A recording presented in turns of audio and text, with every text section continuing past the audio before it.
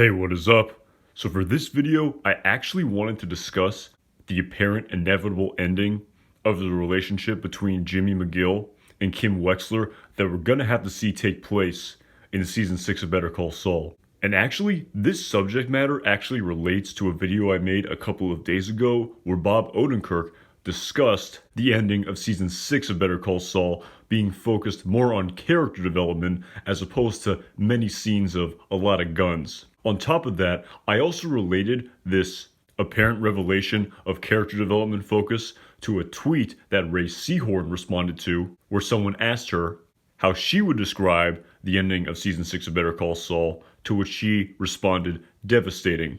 Now, to put two and two together, I then surmised that this character development would have to deal with the inevitable, devastating deterioration of the relationship between Jimmy and Kim next season.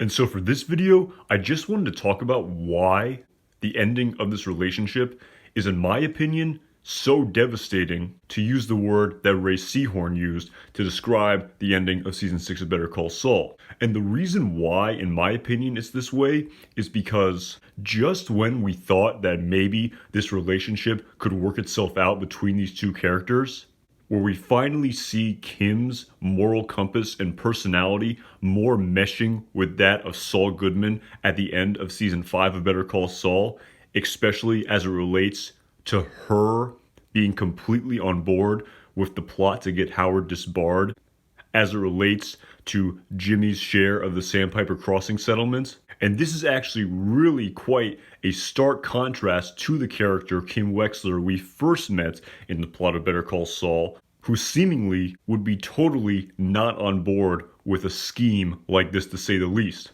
And of course, over the course of Better Call Saul, we saw Kim's moral compass gradually shift from that of someone who was unwilling to fabricate evidence in order to help Daniel Wormold, to now someone who was willing to go through great lengths, for example, to help Mr. Acker via the plot with Mesa Verde's call center in a way that was totally not above board in regards to being a proper legal attorney. And so now, following the conclusion of season 5 of Better Call Saul, just when we thought maybe this relationship could flourish and could stand the test of time, despite the fact that Kim Wexler is not at all mentioned in the plot of Breaking Bad via the plot of Saul Goodman, for example, being some sort of silent partner, if you will, with Saul for the entirety of Breaking Bad, it now really seems that the fact that this relationship is not going to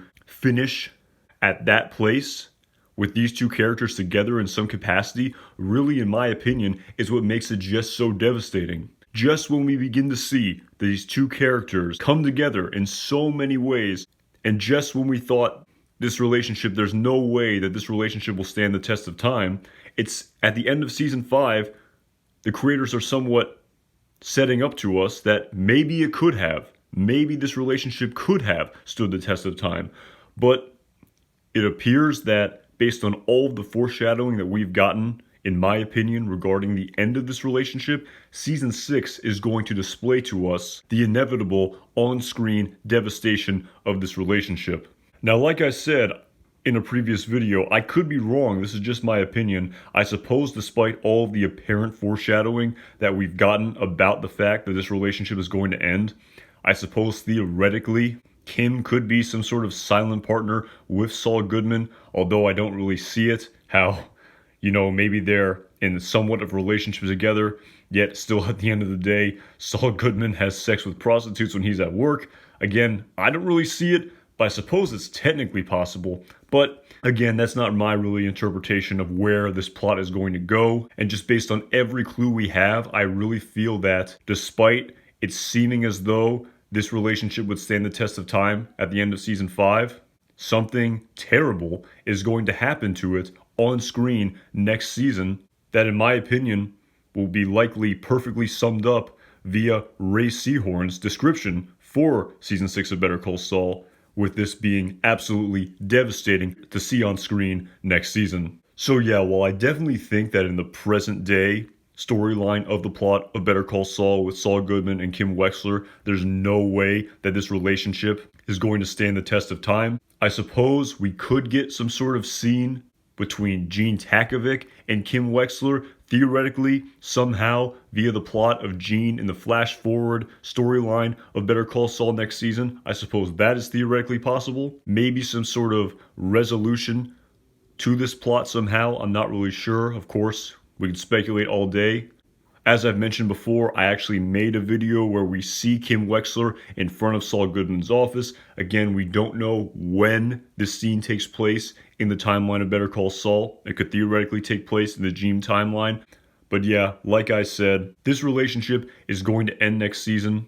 And the fact that we got to see all of this back and forth between these two characters of a sort of will they, won't they, of just when we thought this relationship would end at various points over the course of Better Call Saul. For example, the end of season 4 of Better Call Saul with Jimmy's whole spiel about the appeal board being a bunch of suckers, or even after last season with the whole plot involving Saul Goodman undermining Kim Wexler via the plot of Mr. Acker and Mesa Verde, which totally threw Kim off guard and made Kim absolutely, totally upset with Saul using her as the sucker and not being fully on board with what he was going to do in that plot. Just when you think this relationship was going to end, it didn't. And in my opinion, that's what makes the fact that this relationship is going to have to end be so devastating. Because at the end of the day, it really seems that as of the conclusion of season 5,